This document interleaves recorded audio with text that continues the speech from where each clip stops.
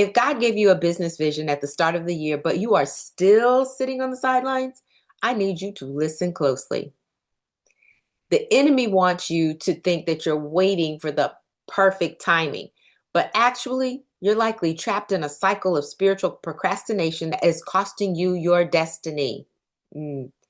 Remember, your obedience isn't just about you. Someone is on the other side of your yes, waiting for the solution only you carry. So today, we stop stalling. Here is the exact strategy to take that God-given vision from your prayer journal to the marketplace. Let's build. First, the foundation. God gave you a vision. You know what I'm talking about.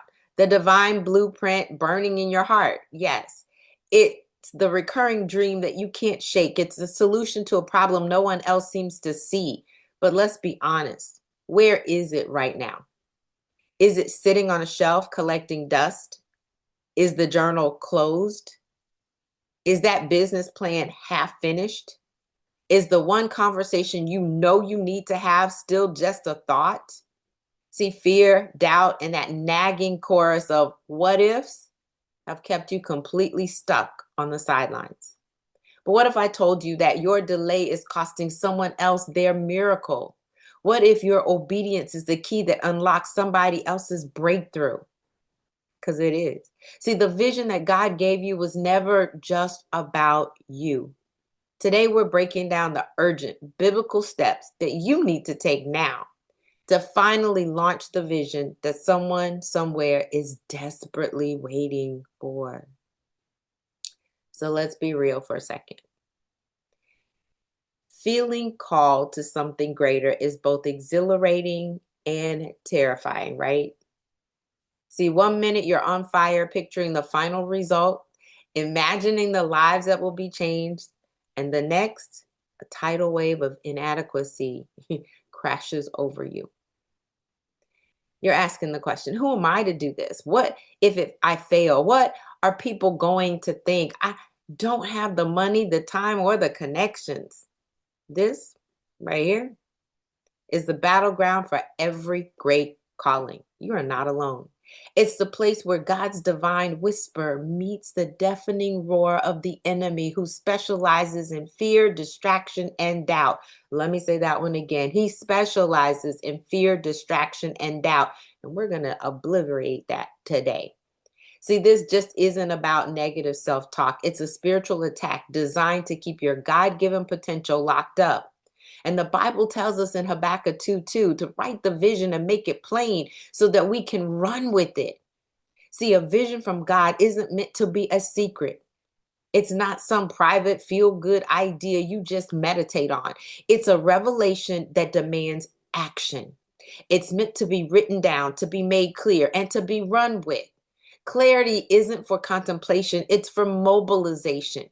And yet, so many of us get the vision, and instead of writing it down to run, we write it off as impossible. We let the fear of the first step completely overshadow the faithfulness of the God who gave us the destination. But the moment that you grasp the true cost of your inaction, everything changes. See, your delay isn't about putting your dream on hold. It's delaying someone else's deliverance, just like Jonah. God gave him a crystal clear vision. Go to the great city of Nineveh and preach against it. It was simple. It was direct. But Jonah's fear and his own prejudice, rightfully so, he didn't like the people because they had messed up his people. It was bigger than his faith, though. So he ran. He hopped on a boat going to the complete opposite direction. And what happened? A storm erupted that threatened to kill everyone on board. They had to toss him overboard, right? And he wound up in the belly of a giant fish. His disobedience didn't just mess up his own life. It created chaos at everyone around him and delayed the repentance of the entire city. See, your vision, that business, that ministry, that book, that community project, that service is a solution that God designed for a specific problem in the world. Someone out there is praying for the very thing that God has put in your heart to build. Someone's peace, their healing, or even their salvation is waiting on the other side of your obedience. Now, we like to quote Jeremiah 29:11, that God's got great plans for us, plans of hope and for a future, right? But we often forget his plans for us are woven into his plans for others. Your yes could be the missing piece in someone else's puzzle. The world doesn't need more people with dormant visions. It needs activated, faith-filled entrepreneurs for the kingdom who are ready to launch. All right. Now that we've got the foundation out, there's no doubt there's a vision for you. You've got the vision from God. We need to move forward with these 5 steps. This is my biblical strategy for you today to activate your vision. So how do we get from paralyzed by fear to being propelled by faith? It's not about waiting around until you feel brave, because we're not. Courage is not the absence of fear. It's taking action right in the middle of it.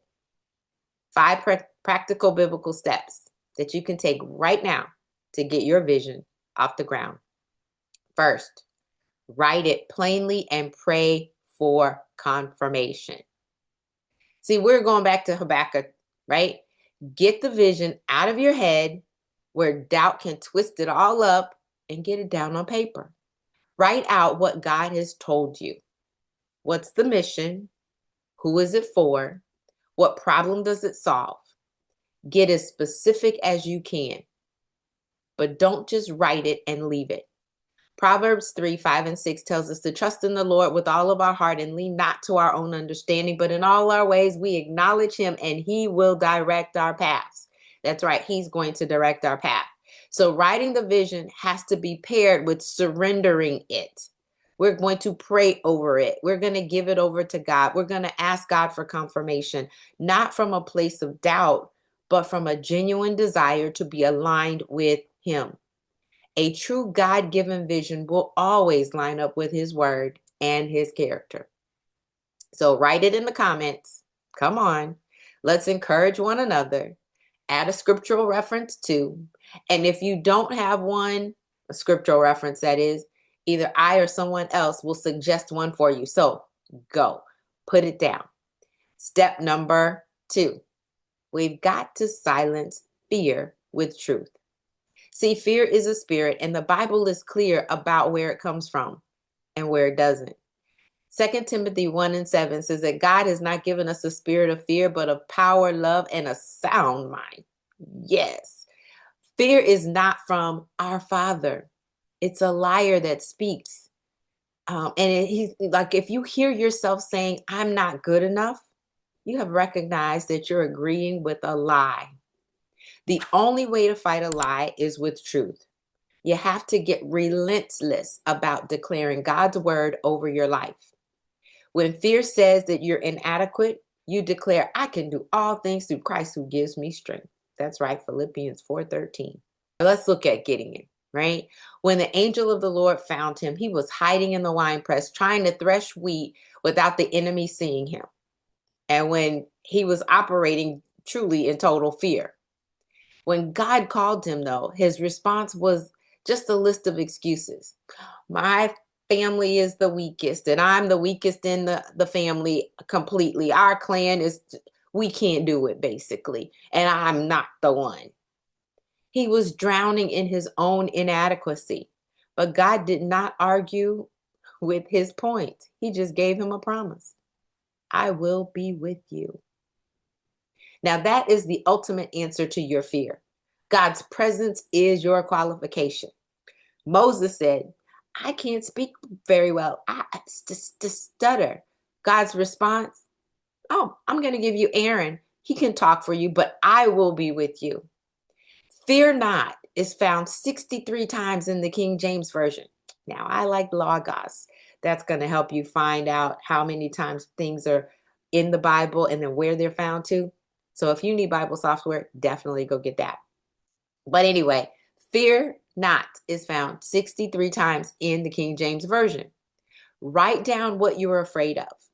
Find a scripture that tells the truth to go against that lie. Then I want you to strike out that fear statement. This is now your declarations. The power of life and death is in the tongue. So I want to see some of those scriptural references in the comments. Post them now. Let's encourage one another. We are building up our faith. And if you're getting something out of this already, I want you to hit that like button as a way of evangelizing to get the algorithm to show it to more people so that they can see it too. And they can be just as encouraged. Step number 3, count the cost, then commit the work. See, wisdom is absolutely key. Jesus tells us in Luke, the 14th chapter, that a wise builder first sits down and calculates the cost. It is wise to prepare. But so many of us use planning as a holy form of procrastination. We get stuck in analysis paralysis, waiting for every single detail to be perfect before we make a move. Now, this is where Proverbs 16:3 comes in. Commit to the Lord whatever you do, and he will establish your plans. It's a divine partnership. You do the committing, he does the establishing. You do the work, he secures the outcome. Your job isn't to have every single step from here to the finish line all figured out. Your job is to take the first step in faith, committing your work to him. And right now, I want us to do that together. If this is speaking to you and you're ready to stop planning in circles and start committing your work to the Lord, I want you to type, I'm launching. Ooh, I'm launching. Type it in the comments. Let's make a public declaration of faith. Let the enemy know that your season of sitting on the sidelines is officially over. All right, step number 4, launch small and learn fast. See, the vision God gives you might be massive, but the starting point is almost always small. In Zechariah, the 4th chapter and the 10th verse, it warns us to do not despise these small beginnings. See, your vision for a global ministry might start with a small group in your living room. Ask Joyce Myers. Your vision for a multi-million-dollar company might start with a single product sold from your kitchen table. Don't wait for the perfect, polished, final version. Launch what we call an MVP, a minimum viable product. Start the email list. Post the first video. Create the prototype. See, Jay Gale started with $0 in 1 month, sold $1,000 of product. She was in my program. When I started coaching, I offered 4 people the opportunity. 3 of them said yes. And I immediately had $3,000 and the ability to impact lives. See, failure is not the opposite of success, though. It's a part of the process. Peter is our perfect example. He's always running off at the mouth saying stuff, but he was the only disciple that had enough faith to step out of the boat. And yeah, he did start to sink when he started looking at the stuff around him, but he was the only one that walked on water. Now, later he did deny Jesus 3 times, and that was a massive failure. But Jesus said to him beforehand, when you are converted, strengthen your brethren. Proverbs, the 24th chapter and the 16th verse says, for though the righteous fall 7 times, they rise again. Yeah, your setbacks are just setups for a comeback when you commit them to God. See, my first 10K launch ended with 0 signups and no income. But I didn't stop. I corrected the messaging, and the next time I was successful. It really was a 10K launch. So check out my Building a Faith-Based Business One Room at a Time series. That's on a playlist here for more specific strategies within the business realm. All right. Step number 5, find your iron. All right. Proverbs, the 27th chapter and the 17th verse says, as iron sharpens iron, so one person sharpens another. We were never meant to do this alone. We need battle buddies. We are better together. Every hero in the Bible had a circle. Moses had Aaron and Hur to hold up his arms. David had Jonathan. Paul had Barnabas and Timothy.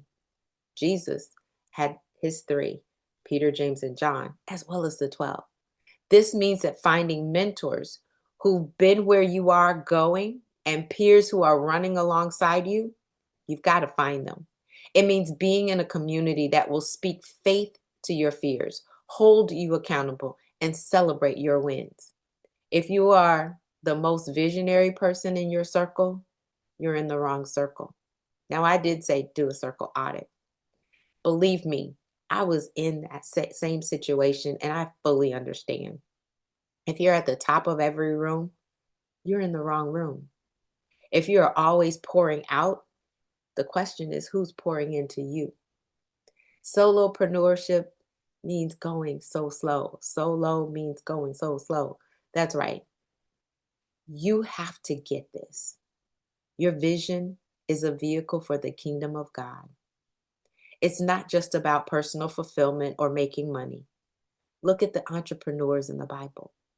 Abraham wasn't just a patriarch. He was a massive livestock trader whose wealth and influence came directly from his obedience to God. Lydia wasn't just a convert. She was a successful dealer of expensive purple cloth, and her home became the first church in Europe. Boaz wasn't just a farmer. He ran an agricultural business with so much integrity and generosity that he became a key figure in the lineage of Jesus. These people understood their business was their ministry. Their work was their worship. When you build your vision with integrity, excellence, and a heart of service, your business becomes a beacon. Your podcast becomes a pulpit. Your product becomes a provision for someone in need. And your service is the vehicle for impact. Stop separating your spiritual life from your entrepreneurial vision. They are meant to be one and the same, a platform to glorify God in the marketplace. So, the vision is in your heart. The blueprint is now in your hands. And now you have the biblical strategy to launch it. That fear won't just vanish overnight, but your decision to move forward can be made today. God has given you a spirit of power, love, and a sound mind. He has given you everything that you need for this calling. The only thing that's missing is your yes, your courage, your courageous first step. So right now, someone is waiting for you to launch. I thank God for the vision burning in your heart. I come against the spirit of fear, procrastination, and inadequacy right now. And I ask God to release a fire of holy conviction in your soul and remind you that He is with you and that the two of you together cannot fail. I pray that He gives you the courage to take just one small step today, to write it down, to make the call, to register the domain, to just start, and then watch Him establish your plans.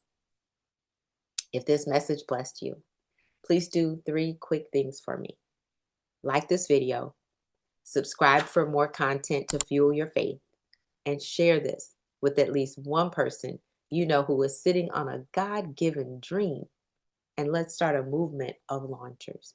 I'm Dr. Shantae Haynes. I've been called the one-stop shop for faith-based coaches, speakers, and authors ready to 5X their income and their impact. I'm also known as a destiny designer, but I'm here to help you put feet to your faith so that you can walk victoriously. Have an absolutely fantastic rest of your day. God bless.